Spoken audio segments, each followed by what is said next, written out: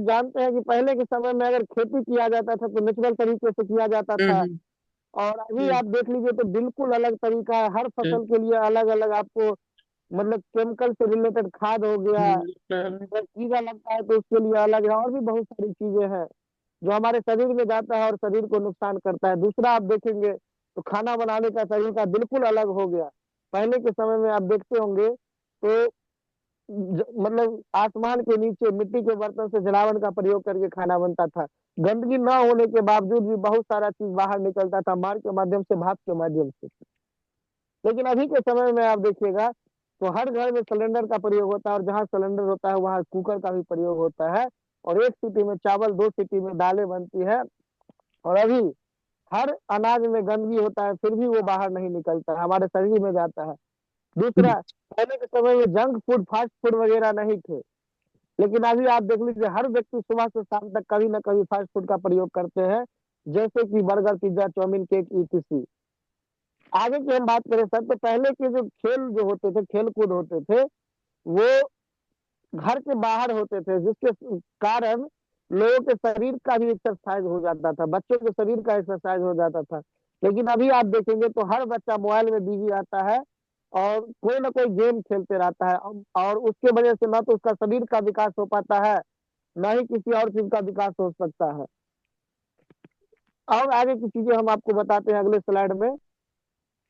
अब ये सब चीजें हैं, जैसे टॉक्सिन जो हमारे चीजों में पाया जाता है, जैसे पॉल्यूशन की बात करें तो अभी पॉल्यूशन का तो इतना स्थिति खराब है अपने इंडिया में, खासकर दिल्ली जैसे शहरों में आप देखेंगे तो लोग मर रहे हैं पॉल्यूशन की वजह से। उसके बाद हम बात करते हैं तो मिलावट की चीजें, बहुत सारा चीज हम लोग जो खाते हैं उसमें बिना मिलावट का नहीं होता है। उसके बाद कहते हैं रेडिएशन की, हम लोग बात करते हैं रेडिएशन की, अगर बात करें तो हर घर में दो तीन मोबाइल होता है, और जहाँ मोबाइल रहता है वहां से रेडिएशन आते रहता है, जिसकी वजह से बहुत सारी समस्याएं हम लोगों को हो रही है। नेक्स्ट करिए सर। तो इन सब कारणों की वजह से अभी की जो समस्याएं हो रही है, जैसे कार्डियोवास्कुलर डिजीज हो गया, डायबिटीज हो गया, ऑर्थराइटिस हो गया, ओबेसिटी हो गया, उसके बाद ऑस्टियोपोरोसिस हो गया। जैसे ऑस्टियोपोरोसिस का मतलब वह समस्या है जिसमें हड्डी के बीच में मतलब जो भी चीजें थी वो खत्म हो गया, खोखला हो गया है हड्डी।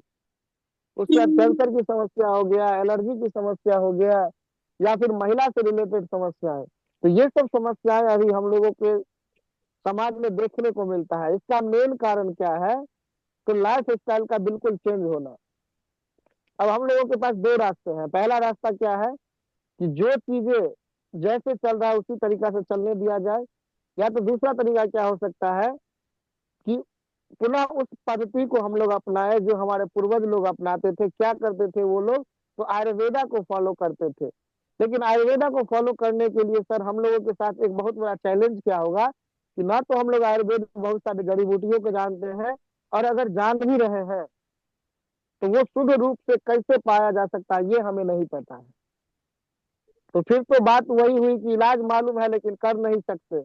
लेकिन इस चैलेंज को एक्सेप्ट किया हमारे डॉक्टर संजीव कुमार सर, हमारे एमडी साहब ने, और एक संस्था स्लीपियस वेलनेस प्राइवेट लिमिटेड बनाया, जिसके माध्यम से 9 सेक्टर में संस्था हमारी प्रोडक्ट बनाती है। और ये प्रोडक्ट उन लोगों के लिए बनाया गया था दोस्तों कि जो व्यक्ति स्वस्थ है उनको स्वस्थ रखने के लिए। लेकिन बहुत सारे ऐसे लोग हुए जो बीमार हो चुके थे, तो उनको भी ठीक करने के लिए संस्था ने बहुत सारा प्रोडक्ट बनाया। तो ये सब प्रोडक्ट 9 सेक्टर में हमारी संस्था ने प्रोडक्ट बनाया सर।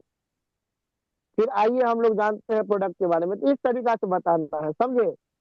जी सर। फिर से हाँ, और शब्द अलग हो सकते हैं, शब्द जरूरी नहीं है कि आपको रटना है, लेकिन भावना वही होनी चाहिए। ये बहुत सारे लोगों का कैमरा ऑफ रहता है, बड़ा समस्या है। कम से कम सब आदमी को मालूम है कि 8 से 10 हम लोग कहीं रहते हैं, तो कैमरा उमरा हर काम को फ्री करके रखिए सर, कैमरा ऑफ मत रखा करिए।